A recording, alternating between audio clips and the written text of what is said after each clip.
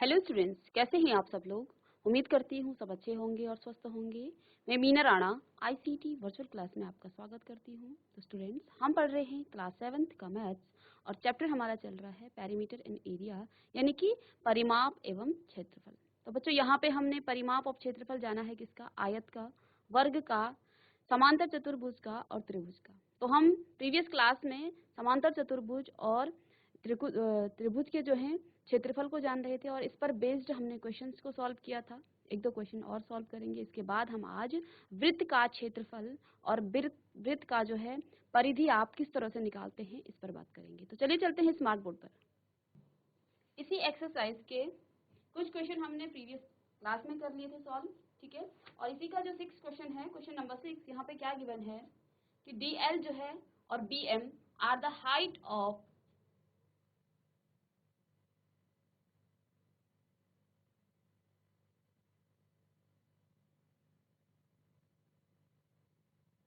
Okay, ये question हमने कर लिया था, ठीक है। नेक्स्ट क्वेश्चन है question number 7।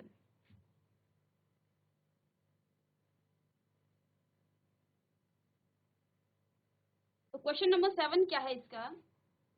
ABC is a right angle at A. यहाँ पे जो है एक ट्राइंगल दे रखा है ABC। इस ट्राइंगल में राइट एंगल कहाँ पे बना रहा है? ये यहाँ पे ए पे, ठीक है। जैसे कि आपको यहाँ पिक्चर में दिखाई दे रहा है, AD is a perpendicular to BC। जो AD है यहाँ पे वो परपेंडिकुलर है BC पर। If AB is equal to, AB आपको गिवन है 5 सेंटीमीटर और BC आपको दे रखा है 13 centimetre and AC is equal to 12 centimetre, find the area of triangle ABC, also find the length of AD। तो हमें यहाँ पे क्या क्या निकालना है? हमें एक तो ये निकालना है ट्राइंगल ABC का एरिया निकालना है और दूसरा हमें यहाँ पे निकालना है AD की लेंथ, ठीक है, जो कि यहाँ पे हमें गिवन नहीं है, ठीक है।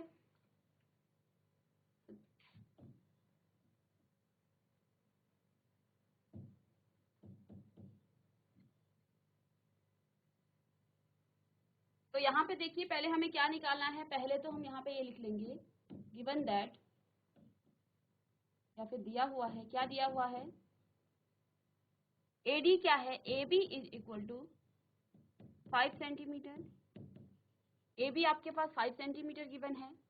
BC is equal to 13 centimetre and AC is equal to 12 centimetre, ठीक है। पहला इसका भाग क्या है? पहला हमें क्या निकालना है? Area of triangle ABC। तो एरिया का फॉर्मूला क्या होता है? इसको हम लिख लेंगे area of triangle ABC is equal to 1/2 of base into height, ठीक है। तो 1/2 बेस इंटू हाइट जो है इसका क्या है? फॉर्मूला है, ठीक है। अब यहाँ पे देखिए, यहाँ पे क्या क्या हमें गिवन है, ठीक है।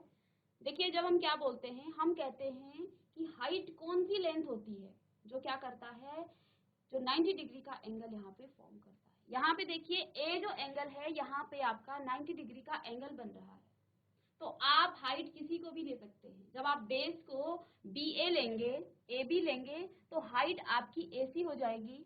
जब आप बेस को क्या लेंगे? AC लेंगे, तो हाइट आपकी क्या हो जाएगी? AB हो जाएगी, ठीक है। दैट मीन्स यहाँ पे आप किसी को भी बेस ले सकते हैं। दोनों में से कोई एक बेस होगा तो दूसरा हाइट होगा, दूसरा हाइट होगा तो जो इसका इस पर परपेंडिकुलर जिस साइड पे पड़ रहा है तो वो उसका बेस होगा, ठीक है। तो यानी कि 1/2 ऑफ बेस को मैं यहाँ पे 5 सेंटीमीटर ले रही हूँ, 5 सेंटीमीटर और 12 सेंटीमीटर, ठीक है। तो इसको काटेंगे आप 6 से और ये आ जाएगा आपके पास 6 सेंटीमीटर स्क्वायर आ जाएगा। एरिया की जब हम बात कर रहे हैं, देखिए 5 सेंटीमीटर में था और 12 भी आपका सेंटीमीटर में था, तो सेंटीमीटर सेंटीमीटर सेंटीमीटर स्क्वायर हो जाएगा। तो यहाँ पे आपका एरिया कितना आ गया है? 30 सेंटीमीटर स्क्वायर आ गया है, ठीक है। इसके बाद यहाँ पे दूसरा क्या पूछा है? हमने क्या निकाल लिया है? इसकी इसका एरिया हमने निकाल लिया है, इसका क्षेत्रफल हमने निकाल लिया है। अब क्या है, दूसरा हमें क्या निकालना है, also find the length of AD. AD निकालना है मुझे,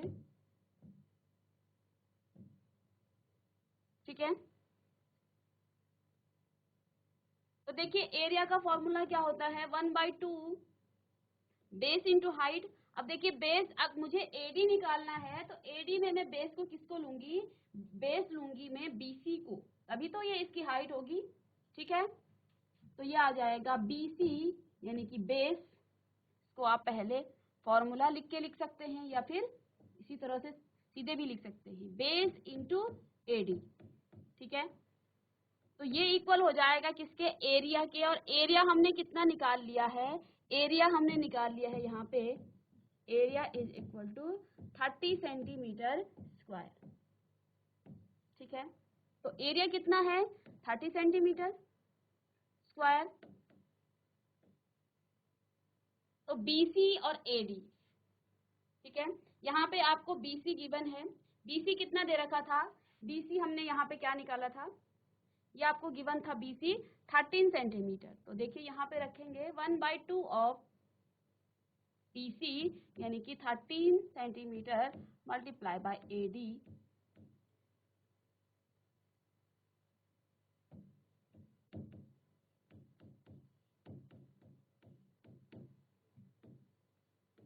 थर्टी सेंटीमीटर स्क्वायर, ठीक है।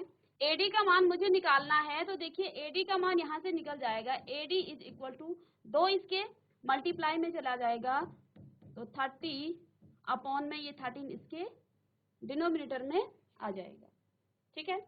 तो ये आ जाएगा आपका 60 अपॉन 13,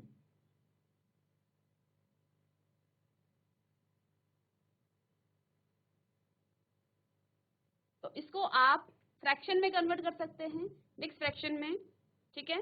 तो जब इसको आप डिवाइड करेंगे तो यह आ जाएगा आपका 4 होल 8 अपॉन 13 सेंटीमीटर, ठीक है, या पॉइंट में ले सकते हैं। तो ये इस एडी की भुजा आ गई है। तो एडी कितना आ गया है, AD is equal to 4 whole 8 centimetre. तो इस तरह से हम इन क्वेश्चंस को सॉल्व करेंगे, ठीक है।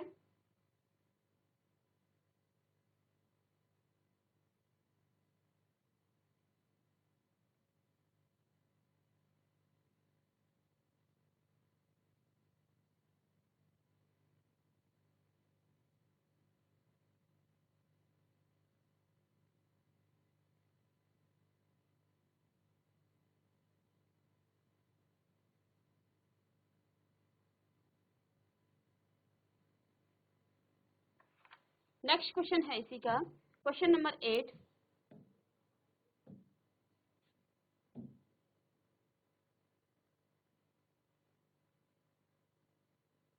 तो यहाँ पे क्वेश्चन में क्या दिया है, triangle ABC is isosceles with AB is equal to AC। Isosceles triangle क्या होता है, जिसकी दो साइडें आपस में बराबर होती है, इसलिए यहाँ पे जो AC है, AB है, वो AC के इक्वल है, ठीक है। जहाँ पे आपका AC और AB कितना है, 7.5 सेंटीमीटर है। इसके बाद यहाँ पर क्या दिया है, BC is equal to 9 centimetre, BC आपको 9 सेंटीमीटर दे रखा है। द हाइट AD, जो AD की हाइट है, ये B और ये C है, ये आपका D है, ठीक है। AD आपको क्या दे रखा है, 6 सेंटीमीटर, जो ये AD है ये आपके 6 सेंटीमीटर है।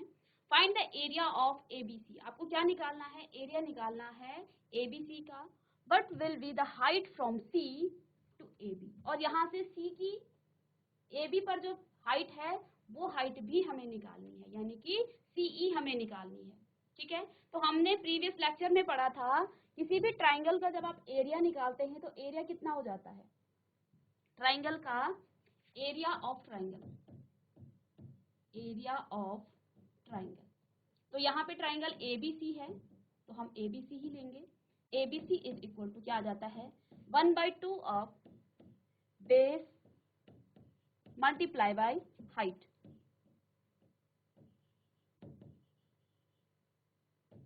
ठीक है, यानी कि आधार गुणा ऊंचाई। तो त्रिभुज का जब आप क्या निकालते हैं, एरिया निकाला जाता है तो आधार गुणा हाइट हो जाता है, यानी कि ऊंचाई हो जाता है। यहाँ पे आपको क्या क्या गिवन है, देखिए हमें यहाँ पे क्या क्या गिवन है।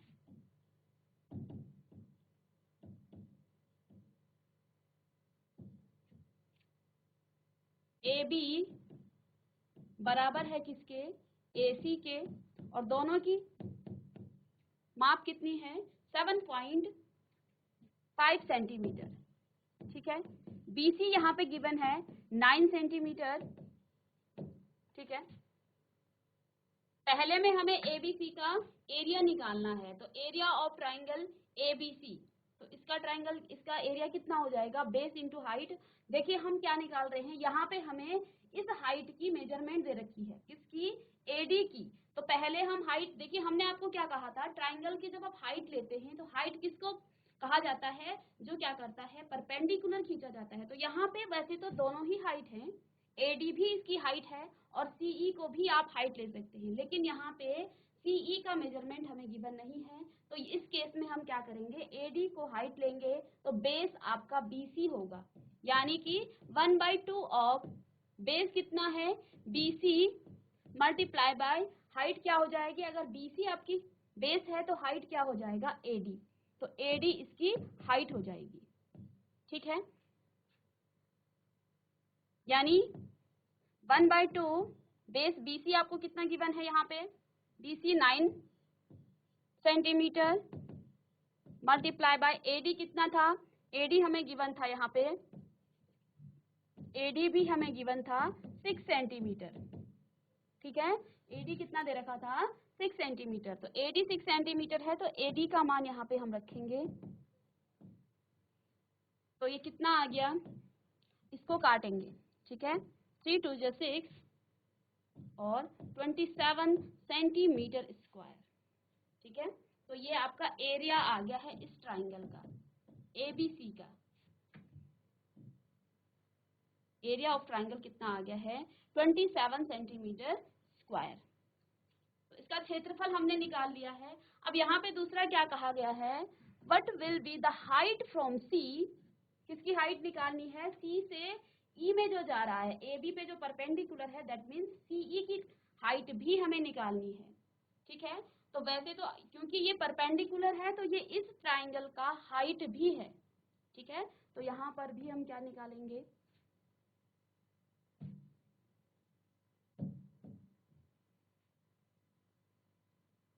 अब मुझे निकालना है CE। ठीक है, CE निकालने के लिए हम क्या करेंगे, 1/2 ऑफ बेस इंटू हाइट। ठीक है, बराबर एरिया हो जाएगा triangle, area of triangle ABC, क्योंकि ये जो हाइट है ये भी इस ABC ट्राइंगल की ही हाइट है। ठीक है, तो इस केस में जब हम यहाँ पे BC का मान निकाल रहे हैं, CE को हम हाइट ले रहे हैं, तो बेस इसका क्या होगा, 1/2 ऑफ बेस हम मानेंगे अभी AB मल्टीप्लाई बाय CE। ठीक है, एरिया कितना है, एरिया हमें यहाँ पे गिवन है, एरिया दे रखा है 27 सेंटीमीटर स्क्वायर। AB का मेजरमेंट कितना है, AB यहाँ पे गिवन था 7.5 सेंटीमीटर, तो 1/2 of 7.5 centimetre multiply bye CE हमें गिवन नहीं है, तो CE एज इट इज रखेंगे, तो 27 सेंटीमीटर स्क्वायर। ठीक है, यहां से मुझे CE निकालना है A, इसको, तो CE बराबर क्या हो जाएगा, CE is equal to 27 centimetre square upon में, और इसकी मल्टीप्लाई कर देंगे 2 से, और यहाँ इसके अपॉन में आ जाएगा 7.5 सेंटीमीटर। तो यहाँ से सेंटीमीटर से 1 सेंटीमीटर कैंसिल हो जाएगा।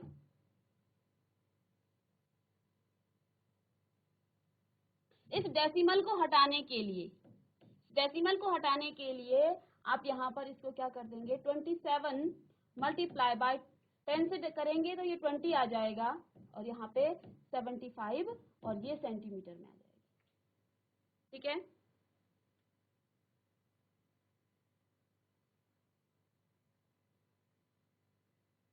अब इसको आप 3 से मल्टीप्लाई कर सकते हैं। ठीक है, इसको 3 से आप काट सकते हैं। 3 9 जे और 3 2 जे 6 और 3 5 जे 15।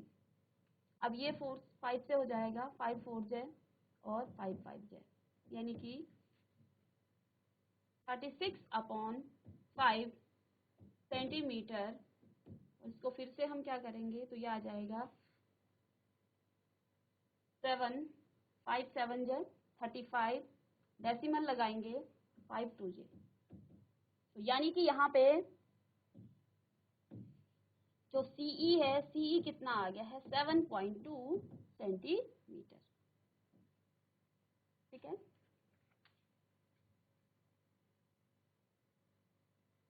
तो हमने यहाँ पे इसका एरिया भी निकाल दिया है इस ट्राइंगल का, और यहाँ पे जो CE भुजा थी, लेंथ थी, इसकी हाइट थी, उसका माप भी हमने निकाल लिया है, वो आपका आया है 7.2 सेंटीमीटर। ठीक है, तो ये ट्राइंगल और पैरेललोग्राम पर बेस्ड क्वेश्चन थे। ठीक है, नेक्स्ट जो हमारा कॉन्सेप्ट है वो है हमारा सर्कल। ठीक है, अब हम बात करेंगे सर्कल की।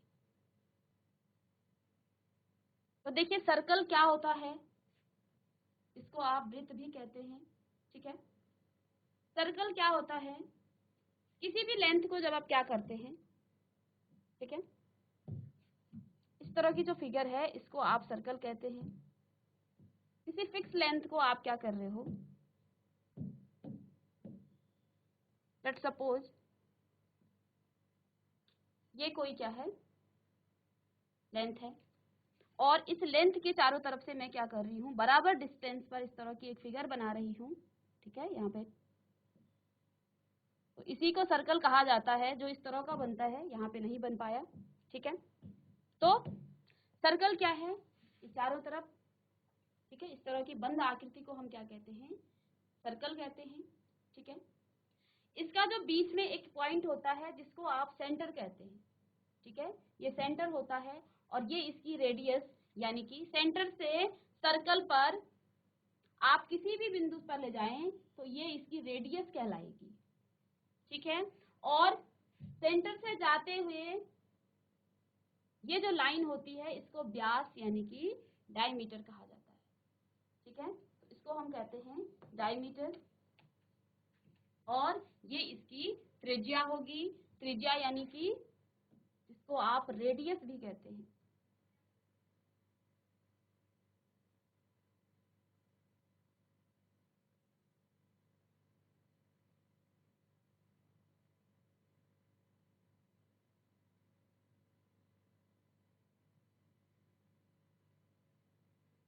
अब बात किसकी होती है, यहाँ पे हमने जब फिगर बनाई थी किसकी, हमने आयत का फिगर बनाया था, यानी कि रेक्टेंगल बनाया था। स्क्वायर की जब हमने बात की थी तो इसका हमने क्या निकाला था, इसका हमने परिमाप निकाला था। इसके बाद हमने पैरेललोग्राम का भी परिमाप निकाला था। ठीक है, तो जब ट्राइंगल का भी हमने परिमाप निकाला था, ठीक है, तो इस तरह की जो फिगर होती हैं जिनमें क्या होती हैं, लेंथ होती है, ठीक है, और एंगल भी बनते हैं, तो इसकी जब आप चारों तरफ की बाउंड्री की माप लेते हो तो इसको आप परिमाप कहते हो। ठीक है, लेकिन जब इस तरह की आकृति आपके पास होगी, ठीक है, गोल आकृति, यहाँ पर कोई एंगल नहीं बन रहा है, तो यहाँ पे आप परिमाप की जगह पर क्या कहेंगे, इसको आप कहेंगे सरकमफ्रेंस। ठीक है, तो इस सर्कल के चारों तरफ की माप जब आप लेंगे इस तरह से, ठीक है, इस चारों तरफ की माप को आप क्या कहेंगे, सरकमफ्रेंस। ठीक है, और यहाँ पे हम निकालने वाले हैं किसी सर्कल का सरकमफ्रेंस, यानी कि उसके चारों तरफ की जो माप होती है, ये गोलाई, इसको ही हम क्या कहते हैं, सरकमफ्रेंस।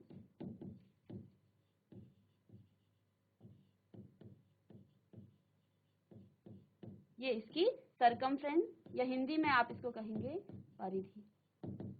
ठीक है, तो हम यहाँ पे निकालेंगे सर्कल का सरकमफ्रेंस। ठीक है, इसके बाद हमने क्या कहा था, जब आप ट्राइंगल की बात करते थे तो हमने यहाँ पे पेरीमीटर निकाला था। ठीक है, पेरीमीटर के बाद अंदर इस ट्राइंगल ने कितना एरिया कवर किया है इसको हम कहते हैं एरिया। तो एरिया तो सर्कल का भी सेम होगा, जितना इसने एरिया कवर किया है इसको एरिया ही कहा जाएगा, area of circle.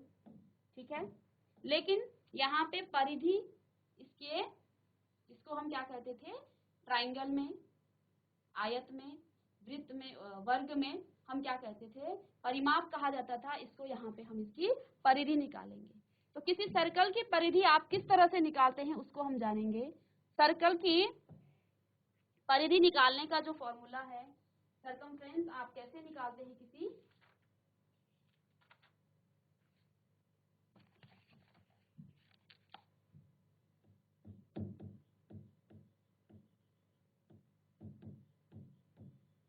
circumference of circle।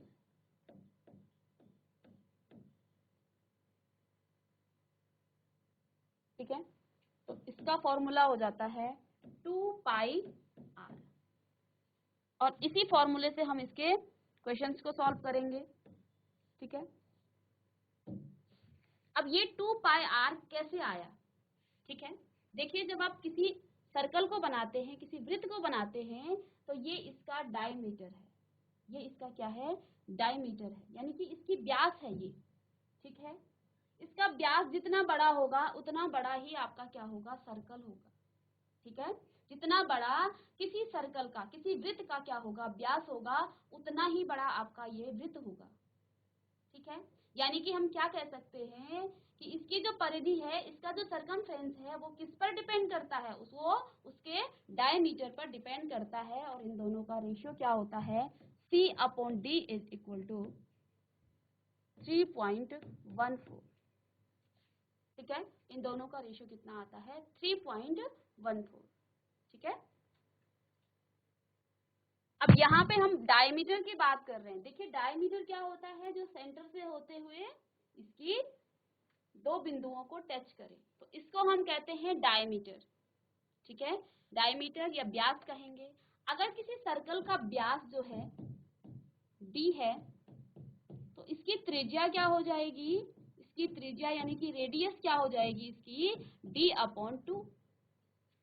ठीक है, और अगर मैं त्रिज्या को r से डिनोट करूं तो d/2, तो d कितना आ जाएगा आपका, d आपका आ जाएगा 2r, ऐसा लिख सकते हैं हम। ठीक है, इस सर्कल से, क्योंकि मैं क्या कह रही हूँ कि जो ये आपकी वृत्त है, जो आपका सर्कल है, इसके सेंटर से होते हुए ये इसका डायमीटर जाता है। ठीक है, और इस डायमीटर को सेंटर से आप किसी भी बिंदु पे क्या ले जाएं, एक रेखा खींचे, तो ये इसकी त्रिज्या कहलाएगी, यानी कि वो डायमीटर का आधा होगा। तो मैंने क्या कहा, व्यास जो है, जो उसका डायमीटर है वो d है, और त्रिज्या क्या हो जाएगी, d/2। d को जब आप दो भाग में डिवाइड करेंगे तो इसकी त्रिज्या आ जाएगी। अगर त्रिज्या को मैं अगर d/2 कहूँ तो d आपका क्या आ जाएगा, यहाँ से 2r आ जाएगा। ठीक है, तो इसको तो हमें नहीं समझना है, लेकिन कुछ बच्चे जानना चाहते हैं कि ये जो इसका 2πr है ये कहाँ से आ गया है, तो उन बच्चों के लिए है। ठीक है, वैसे तो सभी समझें तो अच्छी बात है, लेकिन ये जो 2πr है ये कहाँ से आया ये जानना भी जरूरी है। तो इन दोनों का, क्योंकि हम जानते हैं कि जो सर्कल है, सर्कल का जो डायमीटर है वो इसके सरकमफ्रेंस, डायमीटर और सरकमफ्रेंस का जो रेशियो है वो होता है 3.14। ठीक है, तो यहाँ से देखिए डायमीटर को हमने अभी d को क्या लिखा है, 2r। ठीक है, 3.14 को हम पाई बोलते हैं, ये इसका अप्रोक्सीमेट मान है। ठीक है, ये पाई होता है, तो यानी कि c क्या आ जाएगा, अगर d को हम उधर ले जाएं और इसको पाई लिखें, पाई d, और d को हम क्या लिख सकते हैं, 2r, तो c बराबर क्या आ जाएगा, पाई 2r, या फिर इसको लिखेंगे 2πr, 2πr। ठीक है, बस आपको तो यही याद रखना है कि सर्कल का सरकमफ्रेंस क्या होता है, वो होता है 2πr।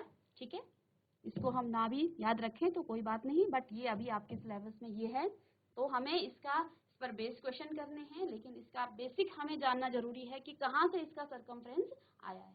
ठीक है, तो ये इसका सरकमफ्रेंस हो जाएगा। एरिया हम कैसे निकालेंगे? एरिया निकालने का फॉर्मूला होता है, एरिया बराबर हो जाता है पाई आर स्क्वायर। एरिया बराबर हो जाएगा पाई आर स्क्वायर। ठीक है,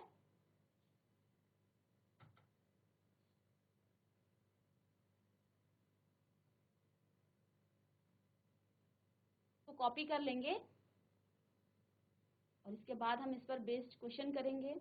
हमने अभी तक आयत पढ़ा, हमने रेक्टेंगल पढ़ लिया है, हमने स्क्वायर पढ़ लिया है, पैरेललोग्राम हमने पढ़ लिया है और ट्राइंगल हमने पढ़ लिया है और इनका हमने एरिया निकालना सीख लिया है। ठीक है, इसके बाद आज की क्लास में हमने सर्कल यानी कि वृत्त को पढ़ लिया है कि वृत्त का सरकमफ्रेंस यानी कि परिधि कैसे निकाला जाता है, वृत्त की त्रिज्या क्या होती है, वृत्त का व्यास क्या होता है, रेडियस क्या होती है, और इसकी, तो इसको आप लिख लें।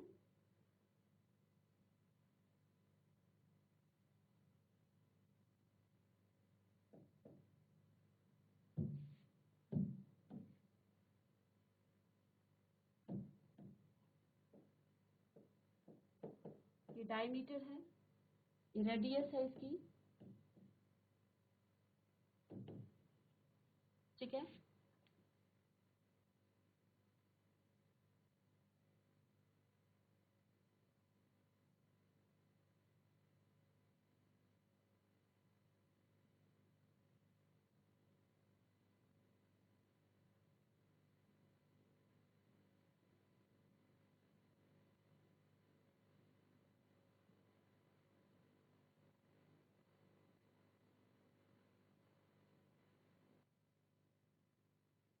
चलिए कॉपी कर लिया होगा आप लोगों ने इसको।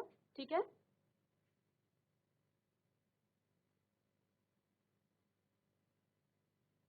तो यहाँ पे देखिए क्या क्या होता है, सर्कल का सरकमफ्रेंस क्या होता है, यानी कि इसकी परिधि क्या होती है, इसको आप परिधि भी कहेंगे हिंदी में, कि वृत्त की परिधि, तो ये आ जाता है 2 पाई आर।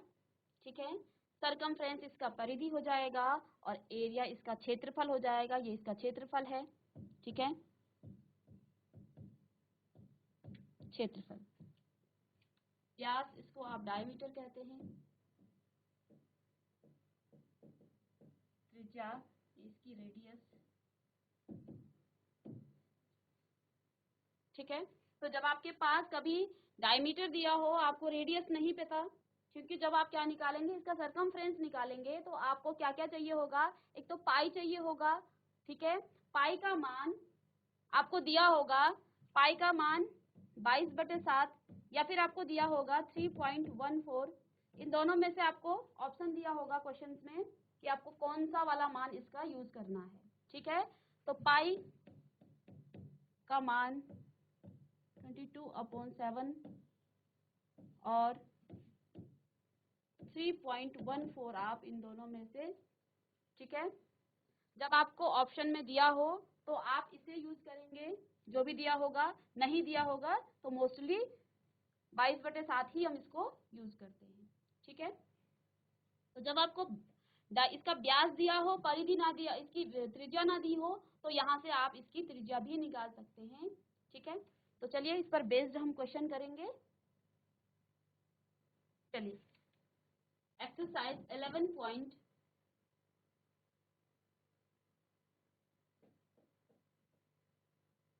का क्वेश्चन नंबर 1 है, find the circumference of circle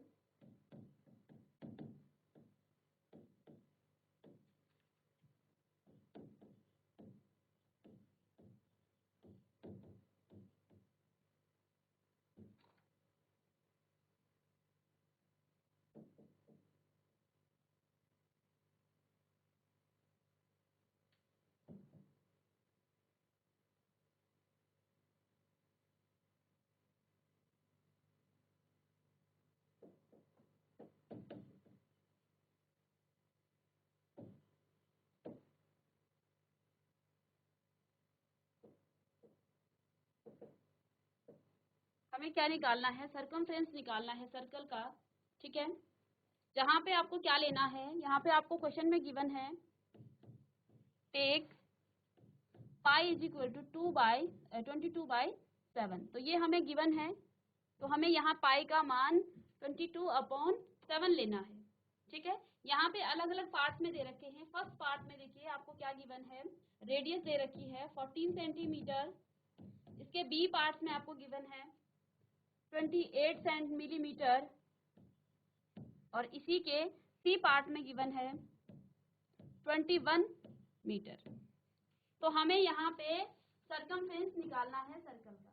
ठीक है, तो हम जानते हैं सर्कल का सरकमफ्रेंस क्या होता है।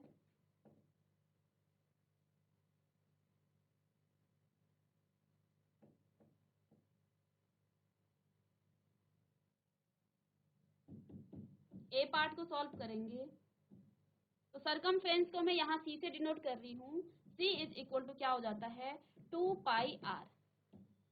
ठीक है, ये होता है सर्कल का सरकमफ्रेंस।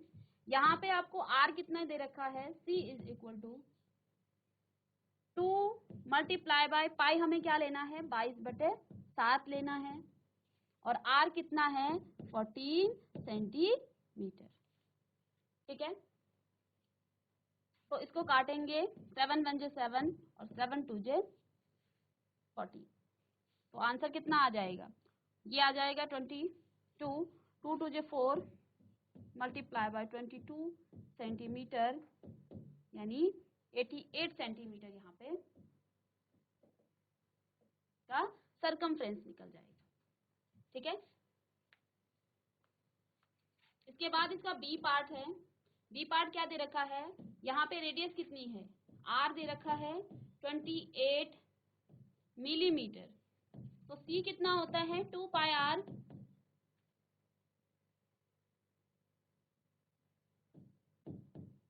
तो यहाँ से देखिए कितना आ जाएगा 2 multiply by 22/7 multiply by r कितना है 28 मिलीमीटर। तो इसको काटेंगे 7 4 j और 7 1 j, 8 multiply by 22 millimetre, 8 2 j 16, 8 2 j 16 और 1 17 मिलीमीटर। तो ये इसकी क्या निकल जाएगी, ये इसका सरकमफ्रेंस आ गया। ठीक है, तो यहाँ पे हमने इन दो पार्ट्स का कर लिया है। ये आपका होमवर्क क्वेश्चन है, बहुत ही इजी है। हमें सीधे यहाँ पे पाई का मान भी दे रखा है, आर का मान दे रखा है, तो हमें इसका सरकमफ्रेंस निकालना है। ठीक है, तो स्टूडेंट्स आज की क्लास में हमने सर्कल का सरकमफ्रेंस कैसे निकाला जाता है और इसका एरिया का फॉर्मूला बताया है। इसके बेस्ड कुछ और क्वेश्चंस हमने कि यहाँ पे सॉल्व किए हैं। नेक्स्ट क्लास में कुछ और क्वेश्चंस के साथ हम आएंगे। तब तक के लिए thank you and have a nice day.